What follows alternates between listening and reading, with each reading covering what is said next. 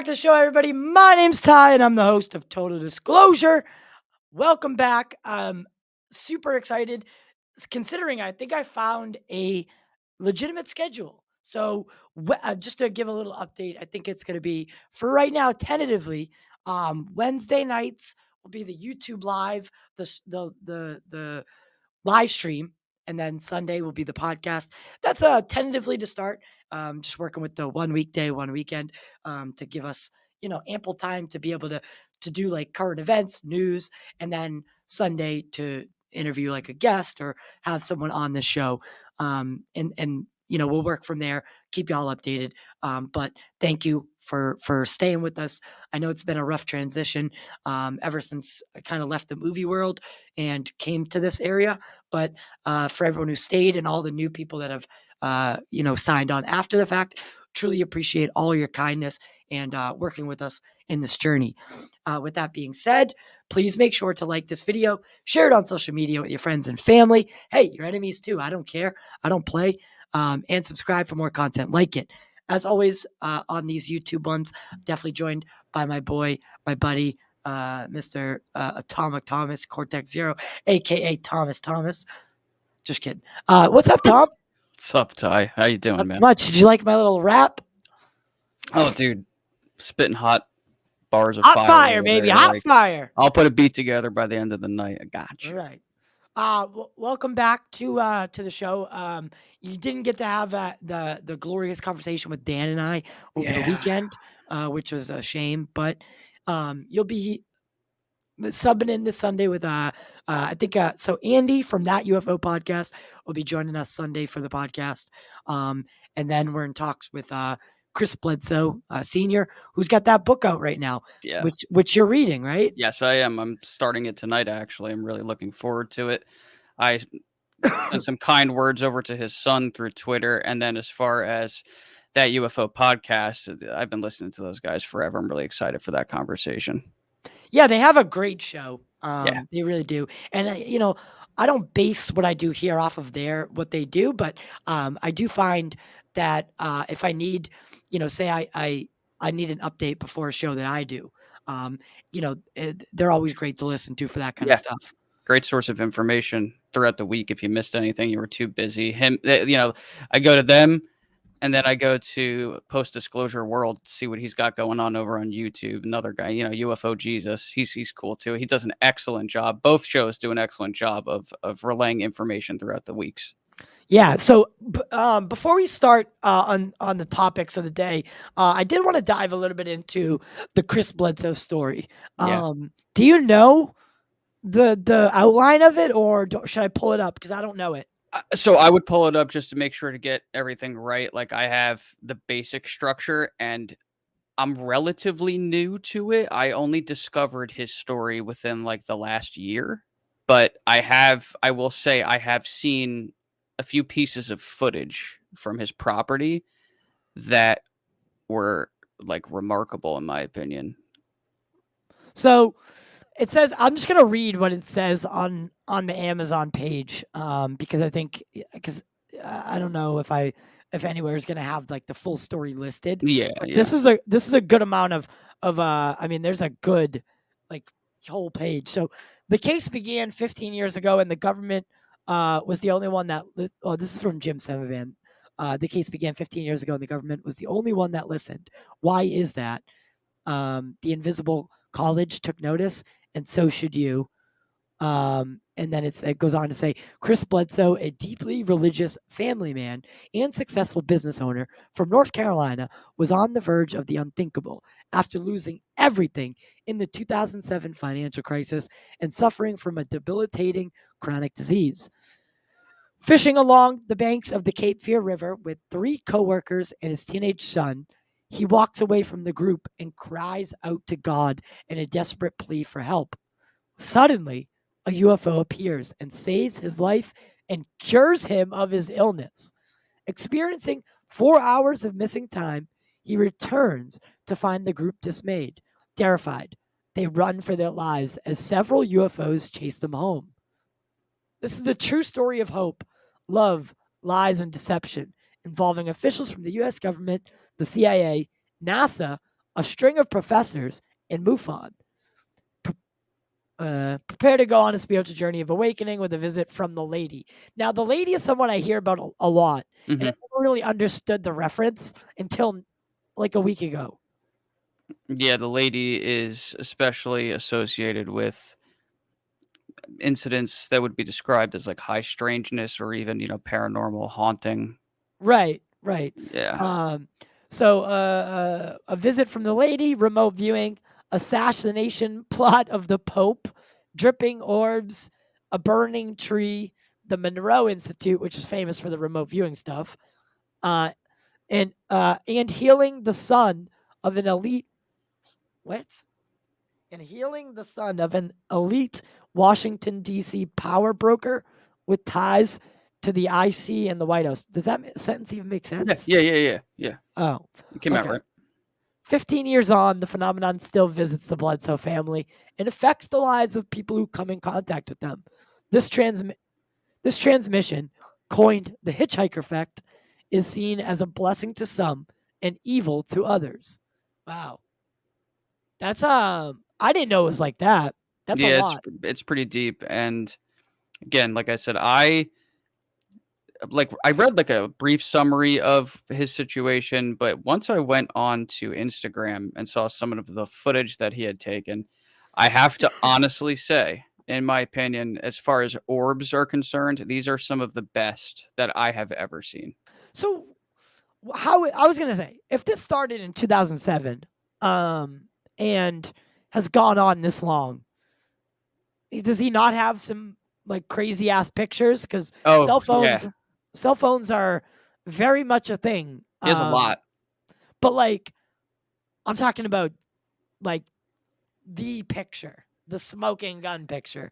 Yeah, If it's it's as just good as it's gonna casual, be in the dark, you know what I mean? Like, that's usually when this occurs, it's on the edge of the woods. Like, the one piece of footage that really grabbed me was he I guess he was, like, in his backyard, or it was at least near his residence, and this orb is, like, above the tree line, and, like, you see it, so you see that it's airborne, whatever it is, but you could tell it's close because of the way it's, like, illuminating the trees, and it comes down, and, like, it's just floating around doing things, and it's like, I know some people may say that that could have been ball lightning, but ball lightning doesn't stick around for that long because it discharges. So, whatever, right, and it was close enough that, like, you could see it wasn't a drone. There were no propellers or anything of that nature. I had it was the first time that I saw an orb video, like, that close, where within seconds I'm like, "Hey, what the hell is that?" Like, it was right. pretty immediate when I looked at it. So I had reached out to him after watching the video and I said, "Hey, I'd love to interview you sometime. This is fascinating." And he said, "Yeah, I would be willing to do it." And then my Instagram got hacked, but I got my Instagram back. But I this is what people should keep in mind is that something has to have gone on at this residence in order to spur these alphabet agencies to even answer the guy, let alone show up at his doorstep. Like, why would they even take the time to do that unless he had submitted something And to them that grabbed their attention? And out of all the credible sightings that have ever happened, why did they take why did they take such an interest in this one? Yeah, really. You're absolutely right. Like, That's I mean, we're seriously. talking about the CIA, Yeah, the NASA, like they're not just it's not just the FBI, coming and interviewing a potential abduction story. Like, exactly. you know, It's more than that. this is I mean, guys like everybody in the UFO community knows who Chris Bledsoe is. Yeah, And at this point, yep. it's because of the interest of the government. That's Because absolutely true. this story could have just fallen into like the ether of abduction stories, but it didn't. It stands out from the rest instead of standing inside the bubble. Yeah, it does stand out because it has all of the features from, like, various different UFO situations, we'll call them, all packed into one. You have multiple witnesses, you have a reported abduction, you have missing time, you have what we'll call potential biological effects, you have photographs, and you have footage. I mean, what more could you ask for other than, these beings I knocking on your door? so I mean, they mention in that the little blurb, even on the Amazon page, about healing twice. So the father was healed, and now the son is healed. So I'd be very interested to see like medical reports and stuff like that. Yeah, I would love to see that. If that type of thing exists, I would be very happy to see that. And I listened to an interview that somebody did with him where they pretty much just gave him the floor and he spoke for about an hour. It was a few months ago, and I mean, he just sounds like a regular guy, Ty. Like, he comes off as genuine and credible. Again, in us being able to speak with him and having that opportunity, I'll be able to weigh it a little bit better. But just from everything that I've seen so far, he hasn't really said or done anything to lead me into believing that he might be making this up. Well, I have an interesting clip to share because it his son is very involved with the community, Hmm. and went on some one show. I don't know the name of the show, because someone shared the clip, and I'll find it out though, just so I Right. can give them credit Talking where about credits. Ryan. Yes, Yep. let me make sure that's correct. Yes, Ryan. Ryan He has Bledsoe. a podcast now too, I believe. Pretty sure he's been doing it for a bit. I haven't personally watched it yet, but based on all of this, I'm definitely gonna be checking it out. Well, here is. Let me pull it up real quick because he makes a really big, bold state like claim here. Talking At a little about. Starbucks. Did you hear that little blurb? Yeah, just like a tiny bit. He was like All right, good, Starbucks. good. I just want to make sure. Yeah, So, let's see all what right. this So is this is about. Bledsoe's son, Ryan. Is this the one that got healed? Yeah, I believe so. I believe Okay. so. So here's a little clip, and he talks. The reason I bring it up is because Tom DeLonge is mentioned, and in a way that I've never heard before. So let's take a look. Okay. My dad has met Bill Tompkins, the guy who supposedly built the ships for the space program. You know, do you know who I'm talking about? I was referring to some of his. I was thinking actually, sorry, of some of his illustrations in my head as I was describing it. William Tompkins, correct? Right. Yep, and he sat there at a little Starbucks. I don't know what you call it, patio Sure. seating outside. Yeah. My dad, Tom DeLonge, the Blink 182 guy, Yep. and Bill Tompkins, and they sat there and they tried to shop my dad. Shop him as in win him over. And he sat there and he told my dad that Bill Clinton is a 9-foot tall reptilian. He eats little girls. They slit their throat. They drink the blood and suck the life force out of their body. They zap us with these machines when we die so that they create this little hologram of a light. And when our consciousness goes to it, they reincarnate us back over. And the big secret that the government's been hiding, everybody, is that we're a cattle farm for lizards that live in caves, and the queen and the presidents are lizards. By the way, that's the same shit that everybody's reading online. So if they're saying it, and they're meeting my dad, who he is, been studied by the CIA and NASA and all this shit, and then he's meeting this guy and he's going to start spouting all this mumbo jumbo. It's obviously not true. It's an agenda. It's these officers have this compartmentalized agenda to spew a certain story, like actors, to trick the world. So if this is true, why is Tom DeLonge a part of this weird narration? Weird, like trying to. It doesn't sound like Tom. I'm speechless.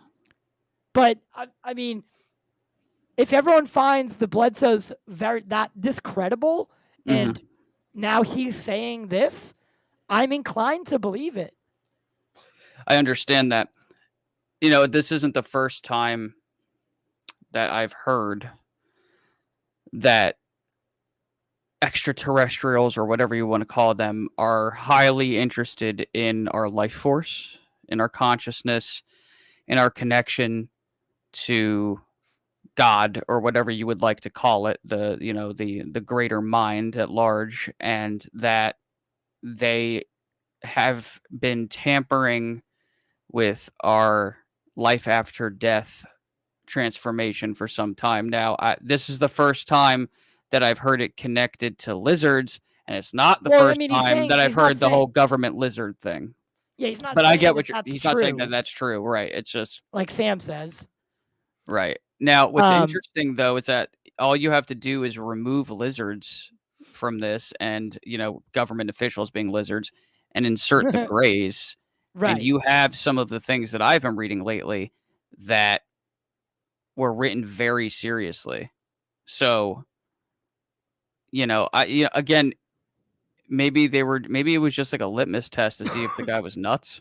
Right. Maybe it could be. But why is Tom DeLonge implementing these weird, almost government-esque protocols and trying to trick people or tell if they're sane? Like, it sounds like he's using the same tactics the government uses on people like, He learned from the Bob best. Lazar that work on Right. He learned. highly. Look at who he's been brushing shoulders with, Ty. You know what I mean? Well, He's I guess my picking it question up is from them. has Tom been shopped? I would imagine to some extent. I mean, I started reading Secret Machines, and the way that starts off, like, yeah, I Could feel like Tom it have probably been did. won over by these same groups that are trying to win over other ufologists and researchers? Well, I Because- feel like that's possible if they come to you and they explain to you for real, actually, in truth, what the disclosure process is going to be. Like, maybe he was like, all right, well, the truth is going to get out, so I'm on board. As long as this is the process and we follow the script, sure, I'll play along. Maybe that's it. Maybe he just was like, you know what? I want this to get out. Let's play ball. And I don't know, something in me, it feels like, and there's been a lot coming out. There's been a lot of cool information drops lately. Whether we're talking about from Corbell and George Knapp, all the way up to, I mean, even today, Eric, what's his name? Eric Weinstein was on the Rogan podcast and was talking about a bunch of this stuff, which we'll share a couple clips from later. But even another one, I don't know if you saw, but Greer had just gone on the something Ryan show. Yeah, I saw it mentioned. It's actually a really good episode. I really enjoyed it. Really? Because Greer goes into Greer is basically recanting the story of how he got into the projects, right? And the things that he's done. He wasn't necessarily talking about CE5 the whole time. Mhm. He was talking about the UFO history and how he assembled the Disclosure Project. Talked about briefing Admiral Wilson, and then the starting process, or the first dominoes to fall, which inevitably led to the Davis and Wilson notes, which I found to be actually very enlightening and fascinating. So, Greer's got that new documentary coming out, so he'll be making the rounds a lot. Another one. Yeah, this is what he does. He makes the documentaries, and then he forces them down people's throats for a couple months. Yeah, and charges thousands of dollars for people to come out on retreats with him while he has people up in a plane dropping flares. Apparently, that's the claim. I mean, I saw the evidence. I had been a follower and listener of Greer for several years. I really liked Stephen Greer, and then once that evidence was presented in a really digestible fashion in this article that I read, I was like, you know what? Now I don't know what to believe about the guy. I mean, obviously he did what he did with the Disclosure Project, but it really seems like there's a strong possibility that at least on one occasion he faked a CE5 event, which the minute you do that, your credibility is lost. Yes, and that's the tough part. Like, you could have 100 successful CE5s, and if one of them is faked, all 99 other ones or 98 other ones go away. Like, even if they're all real, and then you fake one, right? Doesn't matter at that point. No one can trust your judgment. No, ever that's again. right. And it's like, well, why would you? It's like it must really be about the money at that point. And that's what I've said before. Is I think that Greer maybe started off very genuine. I believe that is probably the case. And lost his path along the way when he couldn't get any further in advancing the subject, and ended up just parking his car and making some money off of it. Yeah, I Like, think you're right. Like, you know, if I found myself in Greer's position with that much reach, and that much income, like I'm gonna start creating like apps to track UFOs and like, you know what I mean? I'm gonna try to take that money and yeah, I'm gonna eat, I'm gonna survive and take care of my loved ones, but I'm also going to try to give back to this community and try to do like what J. Allen Hynek did. He tried right. to create a Be like a situation where real this was a serious champion. science. Yeah, you know, there's a great quote from him where he says that, you know, chemistry started off as alchemy. Alchemy, yeah. And he compares it to, you know, the situation. Now, while I'm thinking of Hynek, I don't know if you've seen this yet, but I watched all of the episodes that were available today on Hulu. There's a new series, UFOs Yes. Investigating the Unknown. It is actually, in my opinion, and I've seen, oh God, you know, who knows how many UFO documentaries at this point in my life. This is one of the best. It's really good. It really pulls you in and gives you a nice, reasonable overview of like the last few years of kind of like where we're at, like why 2017 is really crucial. But some of the cases that they bring up on this show are some of the hardest to debunk. Like swamp gas and geese and birds, like none of that works with these cases. And it's like you have eyewitness testimony and then you have the radar pings. I mean, the one case down in Texas especially was one that Yeah. I wasn't like I wasn't as familiar with. I had run over it a couple of times, but this really gave me like the details and remarkable. Like I'm definitely going to do a video on this case because it has everything that you could want. Corroboration of the highest order. You have people that are witnesses that see it in a specific location and it's being chased by fighter jets, and they were able to retrieve through a Freedom of Information Act request, I believe it was, the radar tapes from that area. And lo and behold, at the exact time, in the exact location that these individuals said that they saw, these fighter jets were chasing these orbs. There they are on the radar tapes, and what's 2 miles in front of them? Two unknowns, just like they described, moving Yeah. from stationary to 1,200 miles per hour in a fifth of a second. hmm And You know, and that's not a goose. no, that's no object that I know of in our arsenal. Nor would most people be able to I don't think we have craft that can even trick a radar such like in that kind of way.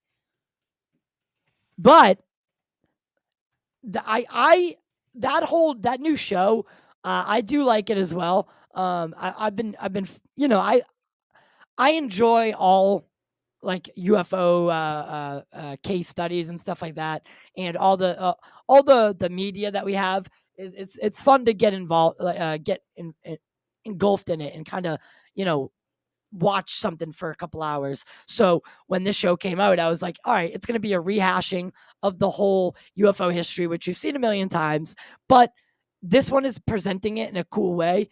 I'm actually in the same boat as someone who said that earlier. Who said earlier? I don't care for Leslie Keane. Oh, I Um, didn't know that. yeah, I don't. She's very self-centered. She has a very high opinion of herself, Yeah, you and think so? I know so. I just you can see it all over her. She's in. I don't want to get into it because I don't want No, to yeah, I badmouth mean, you her. know, everybody has their opinions of others, but I personally, you know, I don't have any issues with her. I haven't seen it, but Yeah, that's me. I she's done some of the best work in the industry. And Like no question. no question about it. No question. However, I find her to be a little self-centered and I pompous at times.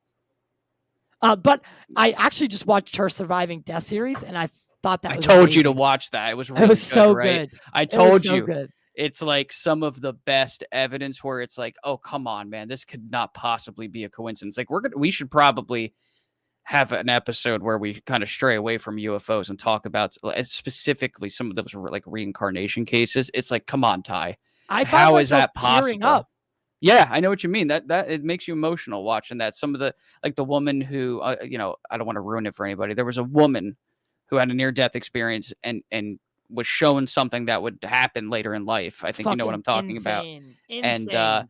that was very unique. And what's really startling about that is that she comes from like the camp of science. She worked a profession in which a lot of those people generally don't believe in anything spiritual. And then she has this experience.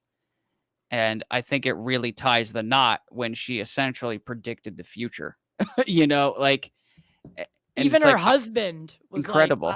I thought she was crazy. Like, I thought it was just, pregnancy, hormones. And, oh God. Yes, Sam. Yes, the mother. The lady that had the rafting It was in accident. it was like the first story that's told in the whole series. But yeah, that series that definitely opened my eye to a lot of the misconceptions of like reincarnation and the misconceptions of the society that they kept bringing up, like the the seances and stuff like that. Yeah. How they were very open that they know people fake it. Like Yeah. they Oh, know yeah. people fake this kind of stuff, and they were very adamant about separating it in terms of like with the plaster hands, and they definitely detailed a lot of cool stuff, which I thought was remarkable. So I definitely agree with you. I would love to look into some of that. Yeah, it's really there's been quite a few investigations into the paranormal that Can you have talk about yielded that for 1 incredible minute results. while I Yeah, use the so bathroom? yeah, go ahead. I'll steer the ship here. So I have been reading Leslie's book, that the Netflix series is essentially based off of, and you have cases where individuals of the highest level of skepticism are brought in and are made into believers because they physically experienced something or they witnessed something. One of my favorites from the show is there were these two women that were grieving over the loss of, I believe, one of their mothers, and they basically, before she had died, they asked for her to give her a sign, they wanted a sign from her from the other side, and they chose a specific kind of bird. The bird's not even native to that area, and this bird's like knocking on the window. I mean, the whole thing was just like so bizarre. And I can understand, like, is it always possible it's a coincidence? Sure. But That cardinal one was fucking yeah, crazy. That's exactly what I'm talking about. That That's cardinal shit was crazy. exactly. I mean, it really makes you wonder. And plus, I've been reading through Jeffrey Mishlov's paper that won the Bigelow contest, and the And that was evidence in there is incredible. that was the one where Bigelow put out the contract that says if anyone can prove consciousness survives death. Yeah, right. An essay. That one, right? This one, yes, this essay won Mr. Mishlove 500 grand. I am going to do everything in my power to get that man to have a conversation because he seems like a really nice guy. He's extremely bright. And if there's anyone on this earth that could convince you that when you die, your consciousness survives, it's Jeffrey Mishlove. It's him. Cool. I've never heard of him. I am utterly convinced. Obviously, I can't say 100% because I haven't died yet, so I have to be fair, mathematically speaking. But I believe from a scientific standpoint that there's enough there to make you say, hey, there's something going on here. I mean, I don't know if you knew about this, Ty, but NYU did a study a few years ago where they put a couple devices in ICUs. One would flash like a light and the other one would make a tone when someone was like essentially pronounced dead. And when I say dead, brain function, they were very specific about this. Brain function ceased. And according to our scientific understanding of the brain, when this occurs, your senses are shut off. You are not experiencing experience. You can't hear, smell anything. Right. And 40% of the individuals that they ran this study on, that they were able to resuscitate and bring back to life, saw the light, heard the beeping, and were looking down at themselves on the bed. Yeah, and that's according to science, they have absolutely no explanation as to why that occurred. Yeah, that's so insane. It's Because disembodiment of the consciousness. and it only goes to show you, because and we've all heard stories like it, where someone goes through an experience like a near death situation, and they're able to pull detail that they should not be able to pull. Yes. Like, by all other means, you were dead. Like, heart rate 0, You're and your dead. brain You're activity 0, and they're telling you details like about how their shirt, like they can remember their shirt being cut open and someone working on their chest, like trying to bring them back to life when they were not there at the time. right, and So it's not just like so. Like I know some people have tried to argue, like, well, maybe it was stimuli and stimulus and whatever. I'm like, okay, that's all right, but your brain is off. And how is it that these individuals were also able to report and corroborate with multiple individuals things that were occurring in rooms down the hallway where their body was not, or things that were, I don't know if you ever heard the story about the tennis shoes on the roof, but there was a woman that had a near death experience in the hospital. She floated through the ceiling and she saw a pair of like bright, like safety vest colored tennis shoes that were like on the roof of the hospital. Like mhm, people don't even publicly have access to the roof of to the the hospital. roof, There's right? security guards. So the doctors decided to go up there, and sure enough, this woman who they saw where she was picked up in an ambulance from her house and was brought into and it was brought into that room in the hospital. She never left the room. How the hell did she know those were up there? Well, it's Right, really simple. Her consciousness separated from her body and it observed it. There's right. your answer. I mean, it's Which just that simple. which honestly gives me like such a better feeling, because I don't think that any of us truly don't hope that that's the case, Of course. right?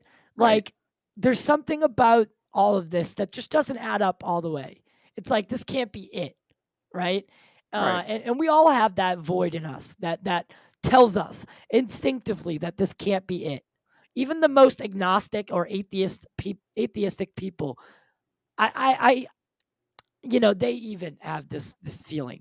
We all, I think, have this feeling, and It's natural. and again, yeah, the no other species on Earth, you know, contemplates these things. So we don't really have anything to go off of. With no one's wisdom. So, to say that it's foolish or sounds crazy, it's like, yeah, well, so doesn't half the shit that we've done. Yeah, half the You know? discoveries that we've made scientifically. You know what's crazy? The fact that a guy with bushy hair from Germany decided to write a bunch of math down on a piece of paper that then predicted the existence of gravity waves like decades later after his death. That's pretty crazy. Yeah, like I mean, the it's unknown until we understand it. Everything is technically natural. We just haven't gotten our hands around it yet. We haven't invented the instruments to study some of these things.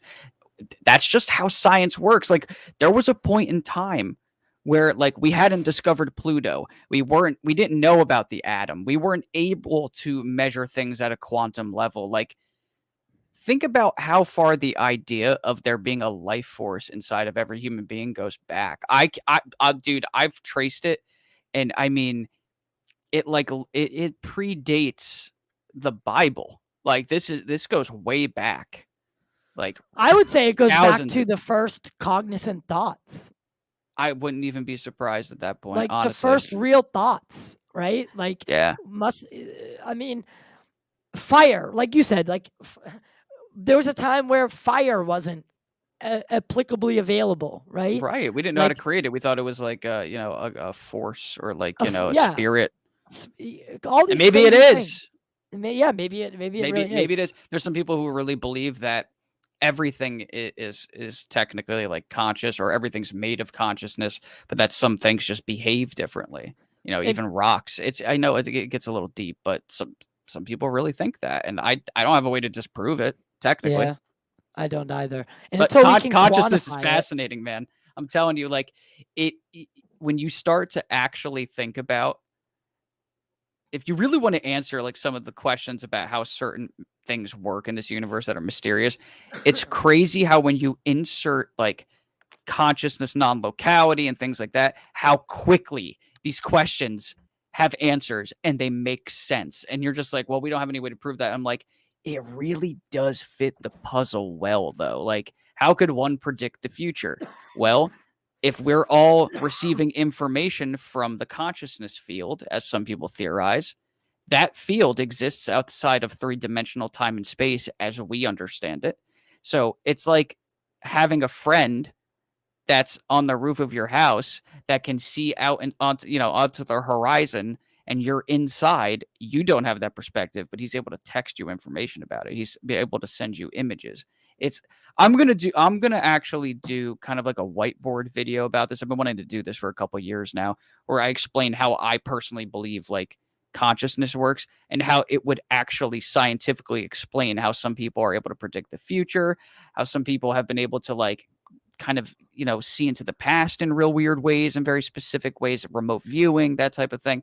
Like consciousness non-locality is the answer, which means that your mind, your consciousness is not actually being created by your brain. Your brain is receiving it from somewhere. I think it makes so Yes. much sense. It's more like the radio receiver. Yes. So if you break the that's it. radio, the signal's still there. It's just Correct. the radio is now gone. That's it. You nailed it. That is Right. absolutely. That's a great way to put it. That's perfect. Spot on analogy. Yes. So Eric Weinstein went on Rogan. Now, this 10-minute clip is very, very, like, this will spark a really large discussion because of what he's saying. So I want to take a look at this. I haven't seen it yet. Yeah, it's pretty wild, actually. All right. Want to know something funny? So Rogan was definitely told about this. Yeah, by I thought he was. Stephen Greer. Because nobody remembers, but Stephen Greer was on the Joe Rogan Experience. Yeah, maybe he just forgot. Yeah, he clearly forgot about it because Greer talked about it for a while with him. Yeah. But it was probably one of those stories that was just like Rogan talks to like 60 million people a year. So yeah, exactly. It's like there's certain things that stick, and that one didn't. But yeah, I'll just say too, I'm a big fan of this gentleman right here. I feel like his heart's in the right place, and I feel like he is approaching this subject the right way. Yeah. Some people don't like what he's about to say about Davis, but yeah, okay. Well, for the most part, I think this clip, it really made me start asking some questions because I want to know who are the people that are inviting him somewhere, and who's talking. Oh yeah, that's my immediate question. Who's this group? Right. So he kind of pokes fun at Hal Puthoff and Hal. Yeah, I see what he's doing. Well, Hal put Scientology away a long time ago. Yeah. By the way, so just to be fair, and he's a brilliant mind. Honestly, he helped. As far as I remember, he helped like invent the laser beam, or did. Or really? was it? No, or was it? It was either him or Ingo Swann. I mix these guys up all the time, but yeah. Well, Hal Puthoff he definitely has the credentials to back up his scientific pedigree, for sure. And Hal is involved with To the Stars, right? Right. With Tom DeLonge. Well, yeah, or I don't know. Because they got a new show. Yeah, he is, because he's got that new. Apparently, because what's his name was on a show a little while ago, Jim Semivan, and he's still a part of To the Stars, and he was talking about how Hal is doing a show about like UFO cases, but they're also mixing in his like remote viewing ability somehow. Well, I believe that the data does show that remote viewing absolutely has something to it based on the stories that they were telling, and also I feel like I understand what TTSA is actually trying to do, and people may not agree with the method, but I feel like what they're doing is they're trying to take this information and create media out of it that's digestible for people. Because what's one good way to get something into someone's head? Through entertainment. So I feel like that was like the chosen method. So I know some people think that it's just like some sort of money-making scheme, and time will tell if that's the case. But the optimist in me wants to say, I feel like this was just like a methodology that they chose as a means to get this information out through that medium. Yeah, and they essentially. know that they know that a good way to get return investments is by making these documentaries and shows and stuff hmm because hmm you know long-term investors for TTS because it's not and they dropped the academy part, Right, right, right. but to the stars they have plans to like do all these kinds of things like build an actual Yeah, craft, they were but talking about that early on. yeah, but they don't have enough money because the pandemic, Hillary didn't win, so a lot of investors backed out. Yeah. That's Um, interesting too. That like, where would we be on this disclosure timeline if the 2016 election had turned out differently? It's like, did you really want Hillary Clinton being like the one to announce something official? Because I feel like they don't love Joe Biden for that role well, either. I mean, Joe doesn't even know where he is half the time. He's really old, man. And Yeah, I'm and not nothing knocking the against him. guy, right? It's just that He's just not in a position. he's not as sharp as he was. There's no question. I don't know if you saw my tweet earlier, but I said one of the problems with this whole UAP shoot down situation is that a lot of people are upset because the government is not only are they shooting shit down over our heads, but they're not telling us anything. And Yeah, it's weird. if there was a strong president like Obama and he came out on the podium, didn't give you all the answers, but Obama had that like gravitas to him. Oh yeah, So without question. people knew that he was taking care of it. But Joe does not have that gravitas. So No. he like sidesteps questions. We'll watch a little bit of the press conference, but he Yeah. literally it made matters worse. Yeah, it essentially did, and it's like, and I don't it's like, wow, we don't know how much he even knows, but here, I'll say this about these objects. We had the first one. We knew what it was before it got shot down, right? Then you have these other objects get shot down. We have satellites that can read a license plate like in Kazakhstan, and you mean to tell me that you were unable to recover any materials? So that's bizarre. But if it was an actual object from, say, another dimension or another planet, or it was, not made by human hands, why the hell would you even tell us that you shot it down and then go on to tell us that you were unable to recover anything from it? Like the entire thing just makes no sense, Ty. It's weird no matter which way you look at the thing. Yeah, and it's not like uh, um, uh, Biden needed anything else to Right. for his detractors to jump on. And this is just, I mean, this has been such a shit show that yeah, I hope part of me hopes that they're lying to us because I truly can't think that they're this incompetent. Yeah, I would be. See, that's like a fear of mine is like, are they really just this bad at this point at doing their job? Like, that's not good. It's like, where are all these taxpayer dollars going at this point? It's like pathetic. I don't know, man. I'll be honest, though, deep down in my gut, this feels like it has something to do with the disclosure agenda, while at the same time, these objects may not have been anything extraordinary, but maybe it was like they're using it as an opportunity to begin their new mode of transparency. I don't know. It's really hard to wrap my head around it. And honestly, I again, I don't think any president would know exactly what to do in this situation Right. because it's unprecedented. But again, Joe does not command a room when he's in it. No, he So was better at it when he was vice president with Obama. right, He was a lot more well liked back then as well. But then his dirty laundry gets aired out. When you try to become the man. right, especially when you try to become the man against someone who's willing to play so dirty. Oh Right? yeah, 2024 is going to be real fun. I swear to God, man. I mean, Tired of it. if somehow Trump is reelected, Ugh. I'm moving to Canada because mean, I can no longer be a part of this fucking circus. well, you know what?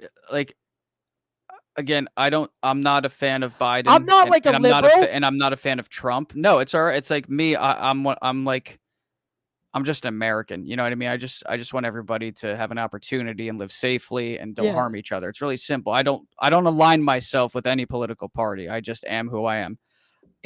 My fear is that if Trump gets reelected, it's just that the Democratic side hates him with so much vitriol that like he's going to have zero chance to do anything in anyone's best interest. So it's like, how about we just get somebody new in there and let's just reset. You know what I mean? And again, you want to vote for Trump? That's your prerogative. You want to vote Democrat? That's your prerogative. I feel like it doesn't tell you everything you need to know about a person. That's the one thing I want to see disappear in this country is that the hatred towards those who Each voted other. for a particular candidate. It's like Just they're not. because- There's so many people involved with the control of the country and the decisions that are being made. For you to direct all of your anger and hate on this one person, it's like look around. Like you could spread that out And the real point easily. of the system that we have is because the point of it is that no matter if the person you didn't or the person you wanted to be president doesn't become president, well, guess what? You only have a minimum a minimum of 4 years with someone you don't, whatever. And then Keep you voting. try to, you go up against it again. And it's this constant churning of the wheel that allows us to even have these emotional feelings towards a candidate, towards a party, etc. Like we could have it much worse. Trust me. Yeah, this Trust could me. be Look Iran. at This could this could be, be China. China. Exactly. President Xi. Like this could be North Korea, where Yeah, you don't have seriously, a we have no fucking say. rights. You're not even allowed to watch like DVDs from other countries. Right. DVDs, Like you don't mind have you. a say. So, and if you Right. want to talk about it, shut up, because they'll kill you. Like they really have no. And that's what bugs me about the party system that we've allowed to grow into this toxic fucking cesspool. You're right. Because you're so right when you say that, like there are Democrats and liberals that, I mean, they literally, like when Trump became president, cried, like had meltdowns, and it's like, whoa, I get it, right? But let's be real, the president's of decisions do not affect your daily life as an American citizen as much as you think they do. It's a group effort too. Like, let's not forget there's checks and balances. Like the president can't just like declare war on another country. It has to go through Congress. Like there's steps. However, it does appear that there's been a lot of nonsense going on in our government, at least for like the last 25 years, where like some of those things have been subverted. There's people buying votes. It's like, Yeah, gerrymandering, but we like it's need to all a get mess. what we need to remember is that this is our home. We're all Americans. Some of us, believe certain things. Others, are on the opposite end of the spectrum. But I mean, like the most important thing you should be doing is trying to get along with each other. Try to find some common ground so that in the least everybody has a fair shot at the American dream. Everybody's happy, everybody's healthy, everybody's safe. You know what I mean? Like let's just work on that. Look at what Yeah. happened after 9/11. People forget how united we Bad. were. We don't need a disaster to do that. How about you just do it? Go knock on your neighbor's door and say, hey, you know what? I'm sorry that I said what I said to you the other day because you voted for so-and-so. Let's go get a drink and talk about TV. Let's go talk about sports. It doesn't have to be about politics. You know what I mean? Everyone makes politics. Oh God, politics have seeped into everyday life, and it's Yeah. becoming very apparent. Bad. But And that's why I but, stopped like talking about it online so much anyway. I was just like, I'm done with this. yeah, and see, even right now, I'm like, I want to. Me move too. on. This is It the makes me most sick. anyone's gotten out of me in a while. Back to Eric Weinstein. Yeah, I would love to hear more of this. So I find this to be the part where people get upset. Yep. So, if you are a hardcore UFO believer, this is probably gonna make you mad, but he does raise some good points. Although I do know many physicists that are on this, so I don't really understand what he's talking about. No, well, okay. Let me say this. I can shoot this one down. This phenomenon has been going on for millennia. So if they were up there faking UFOs per se, not only are they faking UFOs and we're seeing it, but we're also seeing UFOs. Like, think about what he said earlier in the interview, Ty. They told him that this is happening and it's real and there's a disclosure process, right? Why would there be a disclosure process if they're up there faking it? Like, it would get discovered. Uh, The issue here, the reason he can't find a physicist, I guess, that is tied to these people that have reached out to him is because they're not allowed to talk to him yet. It's really, I'm telling you, like, it's really just that simple. It's yeah, it seems compartmentalized, like he's being reached out to by a certain group. non-disclosure agreements. Like, these guys, if you worked on reverse engineering alien technology, like, you're gonna need permission to talk to Mr. Weinstein. And guess what? They Yeah. haven't been given that permission yet. It's really just that simple. I'm sorry, but So he's not talking about people that are he's not talking about necessarily like ufologists. He's talking about yeah, no, I can't find any physicists that are attached to this program I'm being told about. because they haven't introduced him Right. to those people yet. I'm telling you, Because they that's don't what it even is. I bet the people reaching out to him don't even necessarily know who it is. That's very right? possible too. Like, it's so it's so jagged in the way that this is designed, and I think he's you can but only he's bringing fake up- so much, Ty. You know yeah, what I mean? he's bringing up a good point though. He didn't necessarily say I believe this. He says this is honestly one of the possibilities, and it is a possibility that the government is leaning into the UFO idea, And I maybe even respect creating his some situations to cloak other stuff. right, Now, and that's I not to get say, that. yeah, that's not to say that like the Travis Walton's case isn't absolutely 100% genuine. It's just saying the government might be leaning into the idea and running with it. It's and that is possible. It's just that there's only so much that you can fake, but there's been evidence that was collected by Hynek and others over the years that, especially for the time period, we didn't have the technology to fake it. Mm. So it's like, well, then how do you explain the Foo Fighters during World War II? How do you explain the Right. sudden rash of UFOs around, the new nuclear sites, at the advent of the atomic age? Like, but I will say this, absolutely respect the fact that Mr. Weinstein brings up not only just all the possibilities, he's going to bring up the possibilities that he's hopeful for, but he's also going to bring up the possibilities that are just there that maybe he doesn't want them to be true, but he's looking at all angles, and I can absolutely respect that. He doesn't just throw the baby out with the bathwater and say, well, that just can't happen. He's looking at everything. So Yeah, that's a good and that mindset is to have, a honestly. good mindset. Yeah. Again, I want these neutral people to be on it. He So believes. Yeah, so then apparently he goes on a little bit longer, but that's the end of the clip there. Well, he has this, right? So he's obviously able to come up with a method of deducing and reducing to start looking for a program like this. Well, it's very possible the government's way ahead, right? And they're like, this is a good way that they would search for this, and they may have found a way to prevent that type of thing. They may have found a way to extract brilliant minds in such a way that it flies under the radar. I mean, because something's going on, Ty. Like, you know what I mean? We're like, I saw what I saw when I was a kid. All right. And it was either hyper black, ultra secret man-made technology, or it was not made by humans. Like, that's it. That's literally it. Those are your two options. This thing was like the size of like a football stadium. Like, and then I agree. And then you got the Phoenix Lights, like kind of a similar object. Seen and you know what? I have another theory. Weinstein.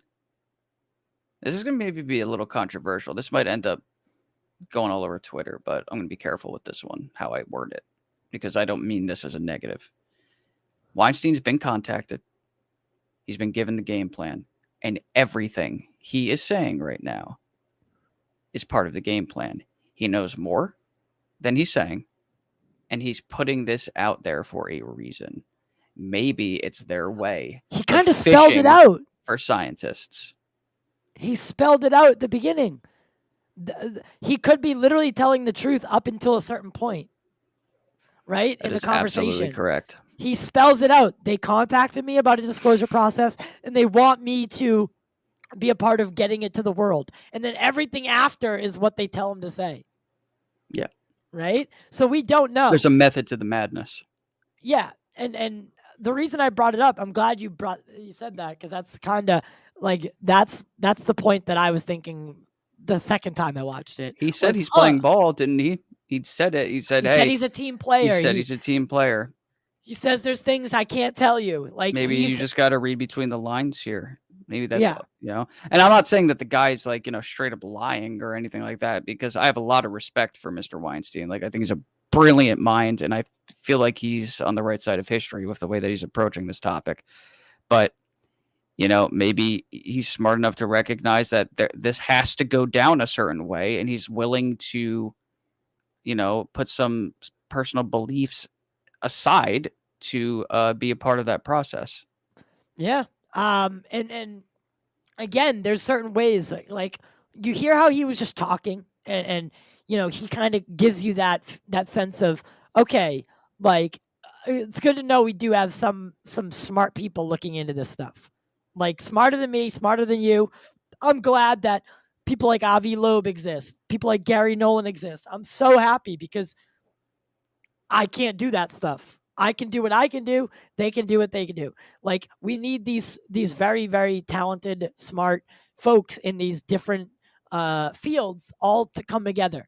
And it really scares me when something like this, what we're about to see, happens, because it really makes you question how competent we are. Right. You're right. So I do want to make sure we get to this video, as it was the main topic of the night. But this is just a quick clip of Biden. And it's just, I think this is almost historic in a way, because it really is the first time a president's come out during his tenure and had like a full-on conversation about shooting down UFOs or UAPs, shooting down UAPs. Like, and it's historic. Yeah. I can't hear it. Good afternoon. Last week, in the immediate aftermath of the incursion by China's high-altitude balloon, our military, through the North American Aerospace Defense Command, so-called NORAD, closely scrutinized our airspace, including enhancing our radar to pick up more slow-moving objects above our country, around the world. In doing so, they tracked 3 unidentified objects, one in Alaska, Canada, and over Lake Huron in the Midwest. They acted in accordance with established parameters for determining how to deal with unidentified aerial objects in U.S. airspace. At their recommendation, I gave the order to take down these 3 objects due to hazards to civilian commercial air traffic, and because we could not rule out the surveillance risk of sensitive facilities. We acted in consultation with the Canadian government. I spoke personally with Prime Minister Trudeau and from Canada on Saturday. And just as critically, we acted out of an abundance of caution and an opportunity that allowed us to take down these objects safely. Our military and the Canadian military are seeking to recover the debris so we can learn more about these 3 objects. Our intelligence community is still assessing all 3 incidences. They're reporting to me daily and will continue their urgent efforts to do so, and I will communicate that to the Congress. We don't yet know exactly what these 3 objects were, but nothing right now suggests they were related to China's spy balloon program or that they were. And I think that's important to discern. Yes. Is the separation, because I was worried that if the United States started, or if it was kept being insinuated that these were Chinese and they weren't, that would make the president of China really pissed off. Oh yeah, no question. Potentially cause some sort of fucking riff between us. And no one's innocent. Like, the United States, we're the first ones ever to use these high altitude balloons when we were spying on Russia during the Cold War before spy satellites were invented. So, we've been putting these things up longer than anybody. Lord knows we're not innocent in that sense, but I don't think all of these were balloons. For surveillance vehicles from any other country. When I came into office, I instructed our intelligence community. I don't like how it keeps shifting. Yeah, what the hell is that? I want to be clear. We don't have any evidence that there has been a sudden increase in the number of objects in the sky. We're now just seeing more of them, partially because the steps we've taken to increase our radars, to narrow our radars. And we have to keep adapting our approach to dealing with these challenges. That's why I've directed my team to come back to me with sharper rules for how we will deal with these unidentified objects moving forward, distinguishing between those that are likely to pose safety and security risks that necessitate action and those that do not. But make no mistake, if any object presents a threat to the safety and security of the American people, I will take it down. I'll be sharing with Congress these classified That was like the policy one strong parameters thing he says. when they're completed, and they'll remain classified so we don't give our roadmap to our enemies to try to evade our defenses. Going forward, these parameters will guide what actions we'll take while responding to unmanned and unidentified aerial objects. The violation of our sovereignty is unacceptable. We'll act to protect our country, and we did. Now, this past Friday, we put restrictions on 6 firms that directly support the People's Republic Liberation Army, the People's Liberation Army aerospace program. That includes airships and balloons, denying them access to U.S. technology. We briefed our diplomatic partners and our allies around the world, and we know about China's program and where their balloons have flown. Some of them have also raised their concerns directly with China. Our exports have lifted components of the Chinese balloon's payload off the ocean floor. We're analyzing them as I speak, and what we learn will strengthen our capabilities. Now, we'll also continue to engage with China, as we have throughout the past 2 weeks. As I've said since the beginning of my administration, we seek competition, not conflict with China. We're not looking for a new Cold War, but I make no apologies, and we will compete. It's little mistakes like that that we'll kill it. responsibly manage that I know. competition so that it doesn't veer into conflict. Like I hate to say it, but even with age, I get it, man. Like, Yeah, I get it. But these are these little mistakes that will throw you. They'll take you from being a great leader to a good leader, and they'll take a bad leader to a worse leader. So, it just doesn't strike fear into the enemies. And, one thing I will say about Trump is the guy was on point when it came to threatening people. Like, yeah, that's what a lot of people think about him. It's like, our response will be tremendous. Yeah. It's gonna be huge. It's gonna be huge. He was so unpredictable that people were like, you know what? I'm not gonna fuck with this guy because he's got a couple screws loose. Yeah, they're like, dude, that Trump guy is nuts. So, Yeah. I mean, I kind of want to tie in. So I don't know if Well, you the heard worst thing happens in the next minute or so, where I hope Oh. they show it. But he at the end, if they don't, I'll just explain it after. But yeah, by all means. here we go. Let's finish it up. This episode underscores the importance of maintaining open lines of communication between our diplomats and our military professionals. Our diplomats will be engaging further, and I will remain in communication with President Xi. And I expect to be speaking with President Xi, and I hope we're going to get to the bottom of this. But I make no apologies for taking down that balloon. Thank you very much. Yes, we're gonna show it. By your family's distance relationship. Sir, Mr. President, there is Give me a break, man. Did you overreact? Mr. President, there's been criticism that this was an overreaction this matter, Mr. President. Okay. Oh no! Fuck! Come on! What? I just clicked out of it. Oh no, I didn't. I didn't. I thought I X'd out the page. Oh, thank God. I thought I lost it all. No. So all right. As I want to point out, I don't respect the reporters in this sense either. You Okay. know, you do need to. I don't know if anyone's ever seen one of these press conferences, but you kind of need to like. So usually how it works is like they'll point right, and then you'll ask a Yeah. question, Yeah. Right. right? Right. They just all start screaming like. Yeah, they Yeah. do all start screaming at It's him at kind of once. annoying. But the way he handles it is so atrocious. Why did you Okay. wait so long? You can come to my office and ask the question. We can have more polite people. Mr. President, why have you chosen Poland for your speech? Oh. Like what? What? Oh man. What? Wow. He just like hold off.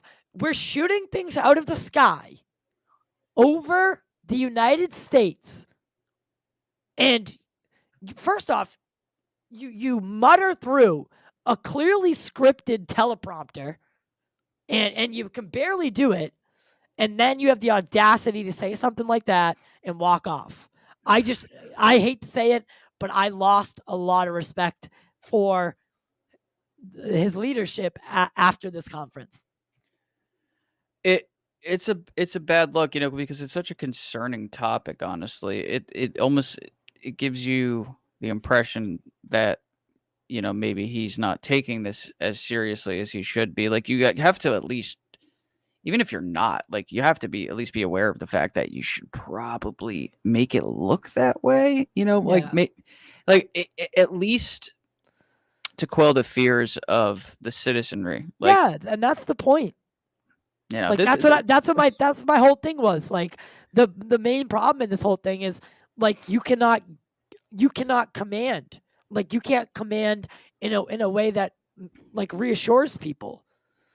dude, he wasn't even commanding the English language. Like, you know what I mean? And I get it, he's old, but it's and they were talking about him like running for re-election. It's like, come on, man.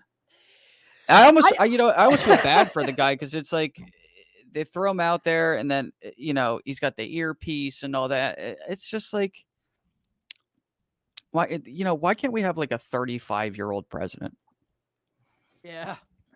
I don't know. We have the limit is 40 and when was or the last whatever. time you heard Kamala Harris talk? I'm sorry, who is that? So, dude, her own party doesn't like her. After that whole border fucking fiasco, Ugh. literally they put her in a closet and said, "We'll let you out. We'll let you out after his term is ended." She tried lying to Lester Holt's face, and Lester Holt, God bless him, has Remember, some she was being integrity. championed as this like, look, we have a person of color and a woman as the vice president, and then they locked that Which bitch I'm happy away. to see. That's They like I'm locked happy. her away. There, I am absolutely all for having Yeah, the of right course. person as the president or the vice president. I don't care if they're gay. I don't, you know what I mean? Like, I don't care what or who you are. I just want you to be the right person for the job. Period. I'm That's it. confident. I want to see a very woman confident president. a woman could be president. Absolutely. Actually, I know for a fact a woman could be president. Absolutely. However, I don't think anybody should be the president because clearly it's just not working out these days. No one can do the job right. No one wants to do the job. And anyone who does the job ages 19 years while they do it. Yeah, Clearly, Obama had a lot of grays by the time he was done. That guy it's looked pretty like quick, man. that guy was a spring chicken when he entered office. When he left, oh, dude, he Grandpa. looked completely different. We need something new. I'm not saying we have to like destroy the government and rebuild it or anything crazy, but it's like we need a new pipeline for like transparency. And I get it, as the president, it is a tough job. Like you're not gonna please everybody all of the time, but lately it's been feeling like just it's like the Super Bowl, but worse. It's like, oh well, here's the red team versus the blue team. Like we're supposed to be on the same team. We come together with different ideas, and then we try to work out the best way to go forward. And that's not happening. When you have a Democratic president, the Republicans undermine him, and vice versa. Like it's Yeah. literally it's come on. Like whether you're a fan of Trump or not, how could anyone out here watching this podcast right now with a straight face tell me that the Democrats allowed him to do anything? You know what I mean? They tried to literally just like get in the way of everything just because of Everything who that he he did. was. And the Republicans are doing the same damn thing to Biden. It's like, here's the thing. The president should be able to do his job, his or her job, because we're going to have a female president in my lifetime. It's happening. I'm telling you that right now. It's going to happen. Yeah, I guarantee it. But like we got to do what's best for the country, and especially like when it comes to matters of national security or airspace. Like as an American citizen, I like am I personally like afraid? No, I'm not. I feel fine. I'm an optimist. But there's a lot of people out there that are probably really frightened after what happened over the last 2 weeks, and they're not really doing a very good job of cooling those fears. Something is off because they're talking about how they couldn't recover some of the debris, and then you have this thing out in Ohio. They don't want to send aid. It's like, hey, government, you suck right now. You do. You're Yeah. not doing a good job taking care of the people. Like you work for us. It's not the other way around. You don't get to just, take off every day because, oh, well, today's a federal holiday. Oh, well, this is a new federal holiday. You don't get to just waste our taxpayer money on your fucking cocaine and your pool parties.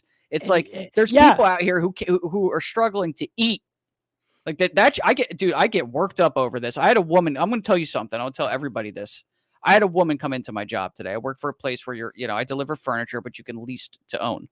I had a woman come in today and she said, I'm sorry. And she was in tears, sobbing. Her lip, her lip was like, doing that thing when you're so sad that your lips just go down and you can't even control it.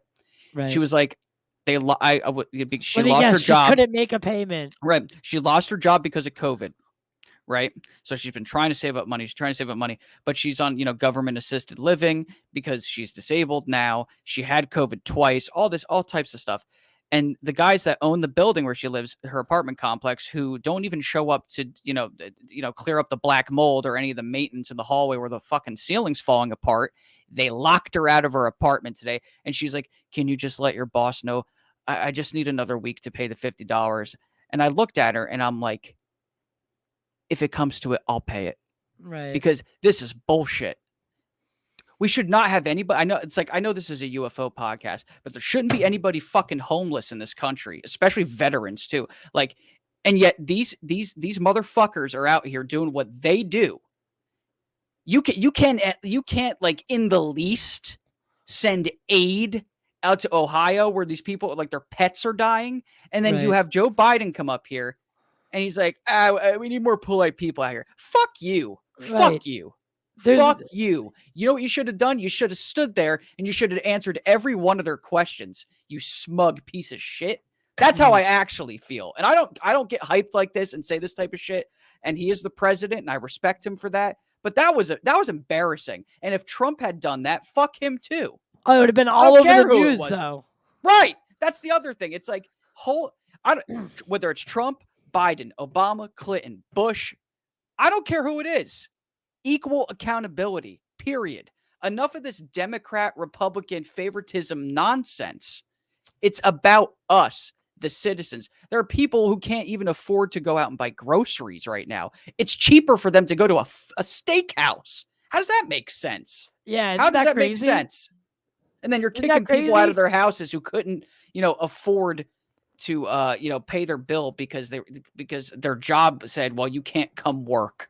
Right. You're not essential.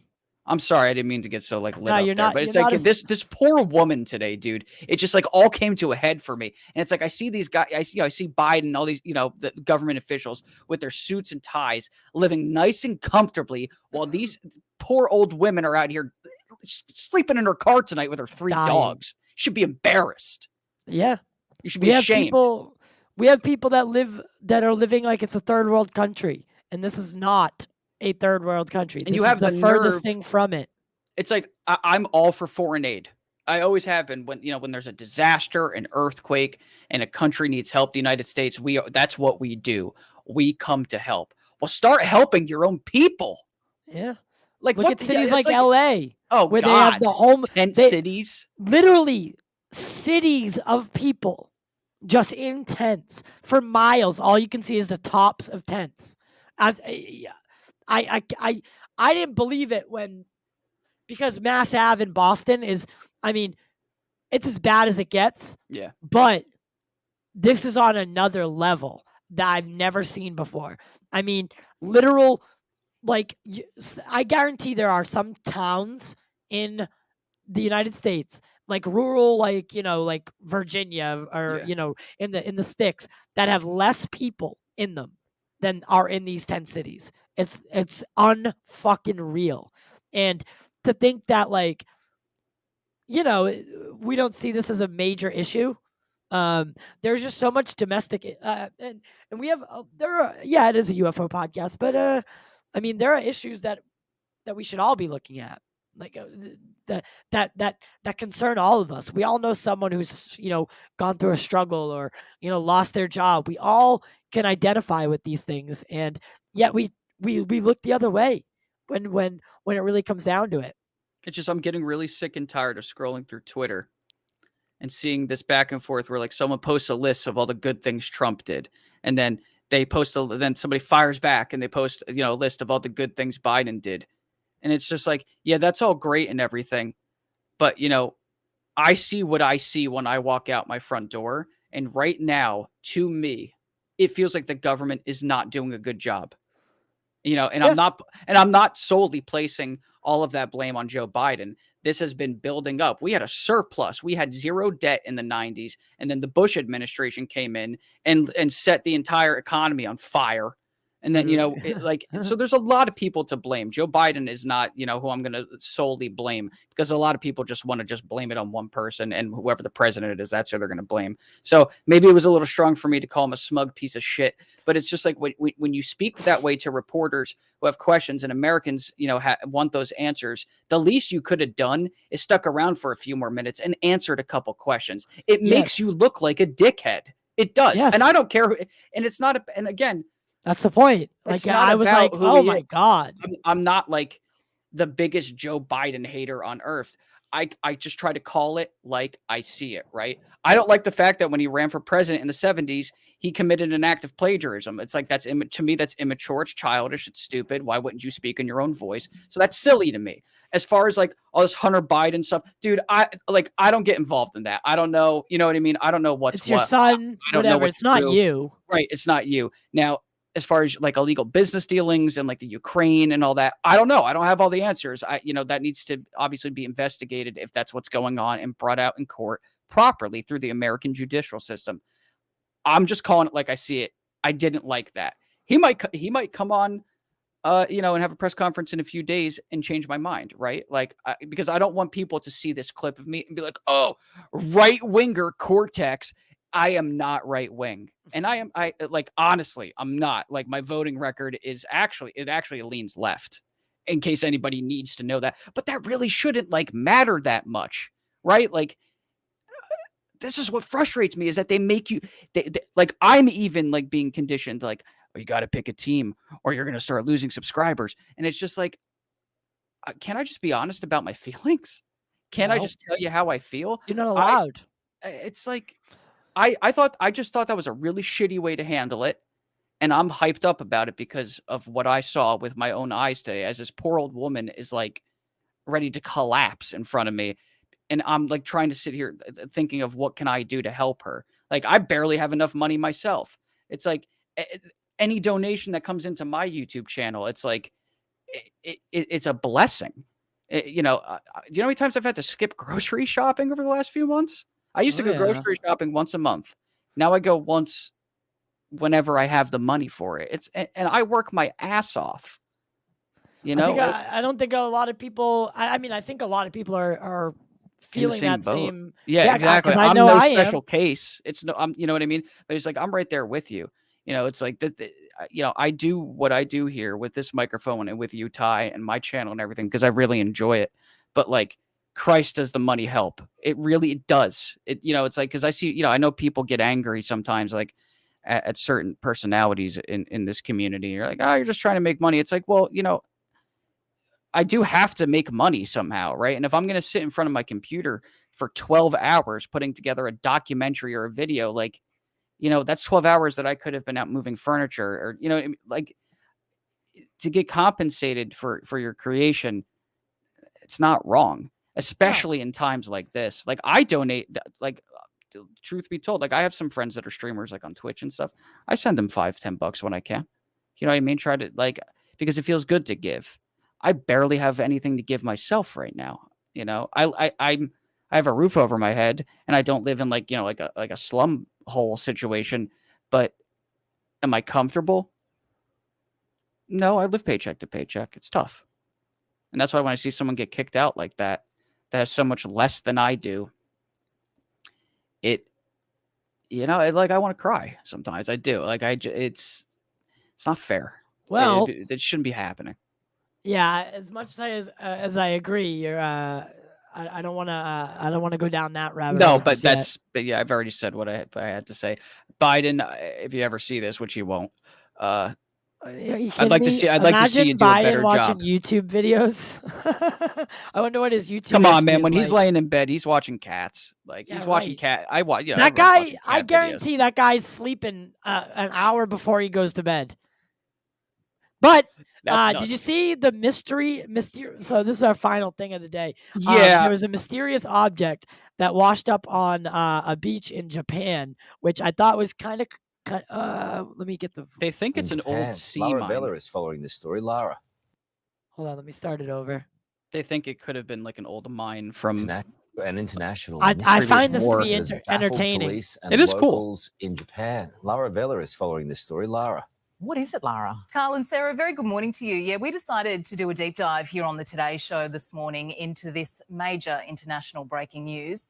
Have a look and you be the judge. A giant ball has washed up on a beach in Japan and no one has officially confirmed what it is. It's about 1.5 meters in diameter, hollow. I mean, the and thing's is thought to be huge. made of iron, as it appears. That's to be pretty coated big, in man. It rust. does look Now, like a woman sea walking mine. on the beach It made the really discovery does. before the bomb disposal unit moved in, surrounding the suspicious orb. That's why they were and there. Conducting X-rays to see if it could explode. Now, of course, we know there's been a rise in sphere-like objects making headlines, often referred to by their scientific name, balloon. And this suspicious sphere is indeed adding to all sorts of speculation here in the newsroom. So these are just some of the theories that are sweeping social media this morning, including a giant potato, could it be? Pokemon ball? Yes. Yes. Miley Cyrus's Yes. They didn't get Wrecking this ball. animation right. Of course. or maybe even a UFO. There's my Hey, I like that one. enactment for us this morning, or the less fun theory of a mooring boy. Ah, Sarah, boring. What do you reckon? No, I'm going with Miley Cyrus all the way. I mean, look, the Great dimensions are the same. Potato. I can see her riding that ball. Oh my I god! reckon it's a game fishing sinker. Nah, it's Miley's. Miley, come and claim it. I reckon the Look at joke this should ball. probably stop before you take it too far. Wrecking ball. There it is. They're gonna get us. Look at that right there. Wait, hold on. Don't even change that. I'm literally screenshotting that. And that's going to be a meme right there. Okay, you're good. I got it. That window They're gonna snip get me right demonetized there, by boy. playing Miley, but no, Right? I do think it's weird. Now they made it a little bit extra jokey, but I mean this was no walk in the park. Like they actually brought in like Yeah. hardcore SWAT. Could have very and- well been dangerous. Yeah, I mean this. What do you think this thing is? I think it's a sea mine. Because how does that just wash up on like? Hard to say. It's just been, there could have been, movement on the seafloor, tectonic plates and such that, it was down there and it got kicked up and, picked up by the I currents. just The ocean's imagine very that this thing small. weighs like. Oh God, I can't even imagine. That's what's ungodly amazing weight. about it. It's like how, but the ocean is very, think about it, dude. The ocean is able to move a ship. You know what I mean? The ocean, the Yeah, amount of you're right. force, in water per square inch is like insane. If you're if you were to, be at free fall speed coming down from like the sky and you hit water, Oh, you're dead. it's basically like hitting pavement. Yeah, it's virtually like I'd say it's the same thing, right? Like if you hit the It's pavement or you hit the similar water, result. you're gonna die no matter what. Absolutely similar result. Now I was reading about it on Reddit this morning, and the consensus on Reddit was that it was a sea mine, which I guess, if I remember correctly, it was used during World War II. So that may very well have been like a mine that the Japanese had put out to prevent us from like invading like the mainland. You know what I mean? It could have been one of ours. More than likely, it was probably put out there by the Japanese back in the day. But that's my guess. At least I'm no expert on this, but just based on some of the tactics that the Japanese were using against us in World War II, But that then sounds again, plausible. so I don't know. It just it's definitely not like, I mean, because even Mick West is weighing in, like trying to figure it out. He's raised he put a couple theories ahead, including a similar one to that. But I find it hard to believe that no one knows if this thing is so mundane, nobody knows what it actually is. Like, why They aren't probably we just just didn't want like, to oh, scare anybody, maybe. I it's a don't know. this? I don't Right. know. Well, they have to examine it first. I'm sure Mick West has already concluded that it is a bird. And I'm just kidding. I had to do it. No, Mick West is a smart guy. I just don't agree with him on anything, but that's okay. I'm sure there's a cereal out there that we both enjoy. I don't know. But, I mean, That was funny. again, the consensus, it's an obviously unexploded or dud mine that was used. Apparently the up- size matches up, even the hook on the top there, that like loop. Okay. It just there's a lot of spheres in the news lately. They're not lying about that part of it. But Yeah, I even in the definitely- Super Bowl commercials, did you see the U2 ad, the band?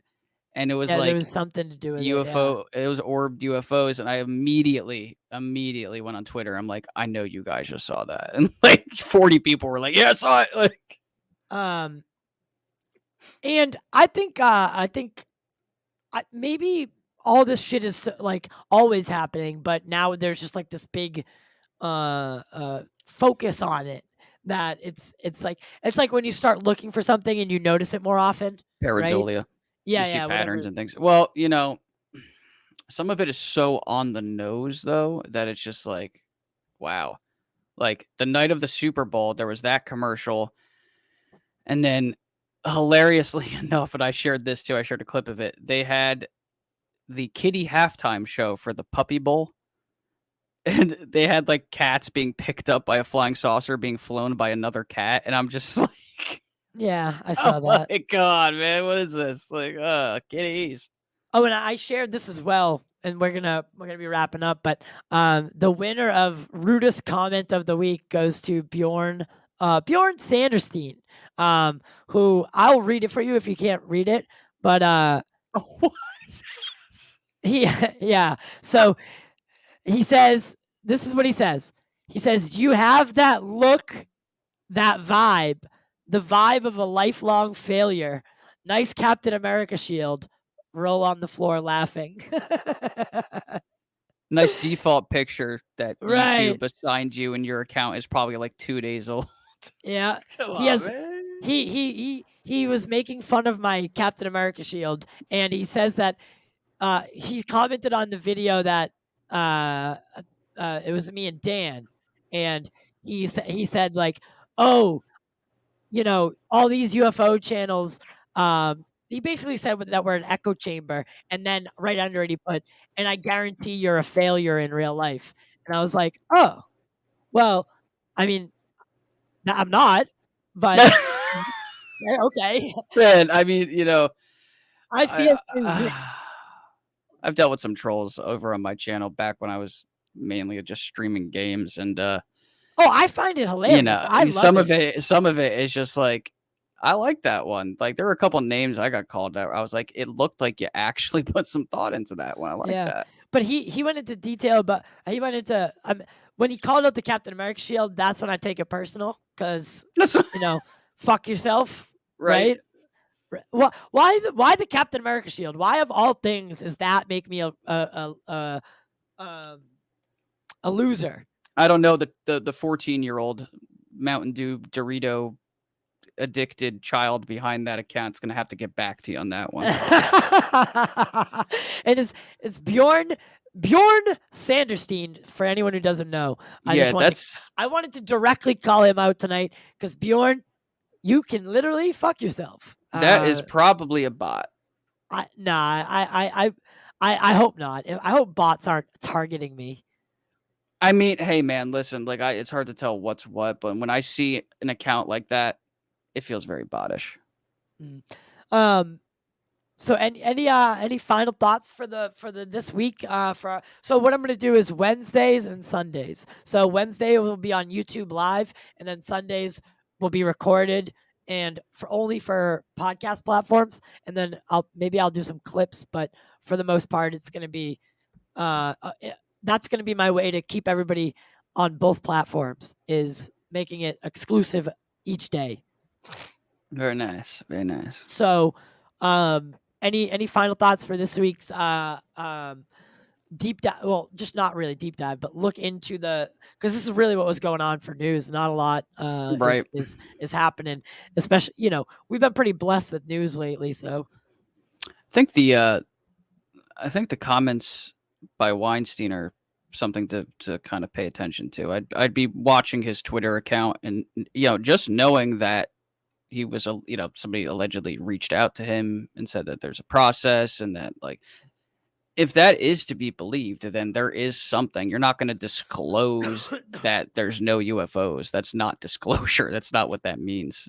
right, and I'm gonna look further into this, and I'm going to watch the full episode tomorrow. Me I only too. watched that clip, but I'm definitely gonna look into it, and if we come across anything, or if there's any further detail about it, we'll definitely talk about it. But I'm interested to see, or interested to know, what group is reaching out to him. Is it is it Arrow? Is it the CIA? Is it the NSA? Like, who is it? Who's telling you this stuff?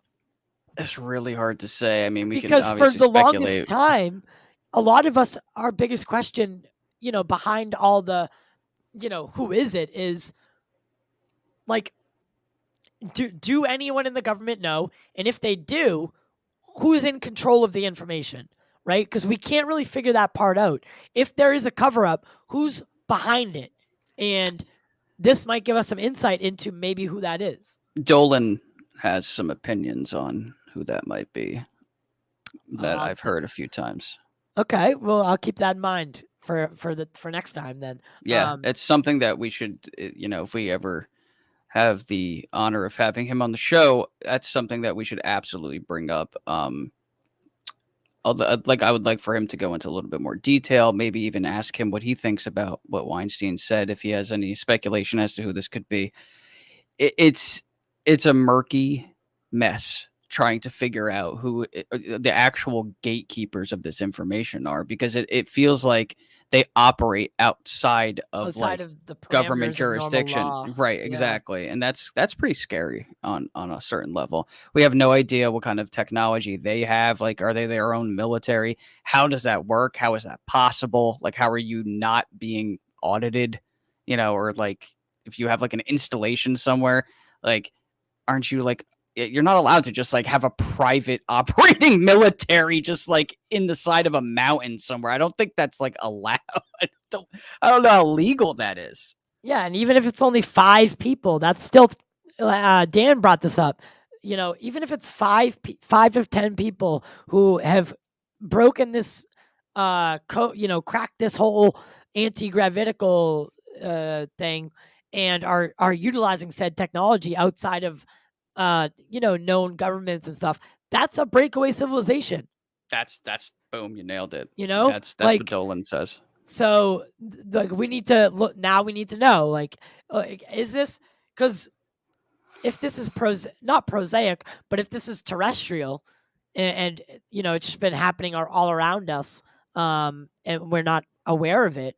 If some of these sightings are man-made objects that the government aren't actually in control of, like, and we're all being duped, we should probably get on the same page.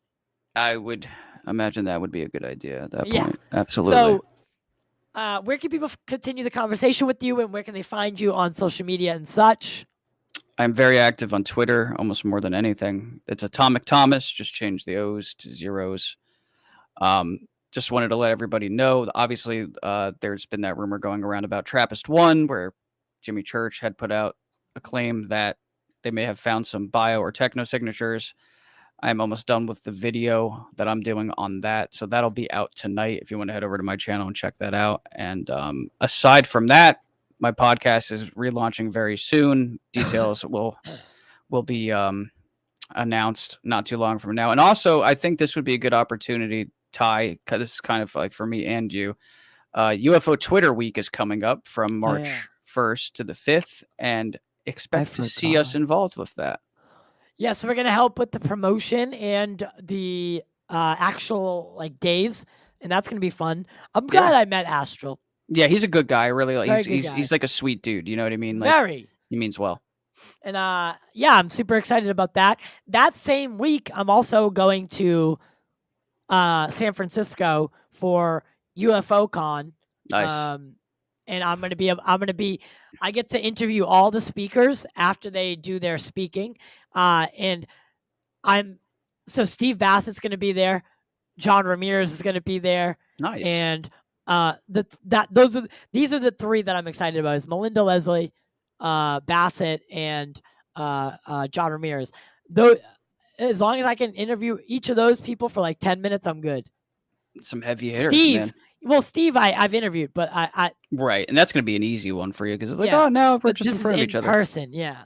Yeah, it's a So- little different. It's a little different. Yeah, and John Ramirez, man, like if anyone has any questions that they want me to ask John, I would love to get I could feed you a couple. yeah, if anyone wants to feed some questions, I'll definitely ask them on camera. If we get Definitely. an abundance of them, I'll ask a few. Oh yeah. But and then I'll be also I'm recording the whole conference for them. So Nice. yeah, so I don't have to. I'm helping with it. I'm not just going as a con goer. Very cool. Very cool. Congratulations on that one because that sounds like a fun time, man. And I'm the featured podcast. Even if you go to UFOcon2023.com, and you'll see all the speakers, and then scroll down, you'll see the Total Disclosure logo. That's because we're the featured podcast that are going to be there. That's sick. Yeah, so that's going to be really cool. So get your tickets now if you are in the San Francisco area or the California area and you want to head over. It's March 7th, 8th, and 9th. Wow, right after UFO Twitter Week, so that's like Right. perfect. Yeah, and my birthday is March 6th. Hey, So it's right in between both of them. you're So gonna have yourself a good like span of like 14 days there, dude. That's awesome. yeah, it's gonna be wild, actually. Yeah. Yeah, and I'm it's excited great. for it though. I'm excited. Just gotta play it cool. Play it Yeah, cool. literally. This is my first. This is my first UFO convention. Yeah, I haven't been to one Ever. myself actually. I've never been to one, and I would love to get out to one of the ones that they have like out in Roswell. That's just like perfect. Yeah, I'm gonna go to that one this year as well, which is in July. I highly recommend that you go as well. I would love to try to do that. Yes. Yeah, because I've already talked to Dan and stuff. Dan said he's going to introduce me to some people. So I think it could be a good networking event as well. Good group photo opportunity. Yeah, exactly. Exactly. Yeah. So with that being said, everybody, we thank you for tuning in to this week's Yes. episode of Total Disclosure Live.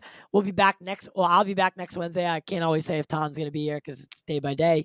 I'll be here. But then Sunday, look out for the episode with Andy. What do you know Andy's last name?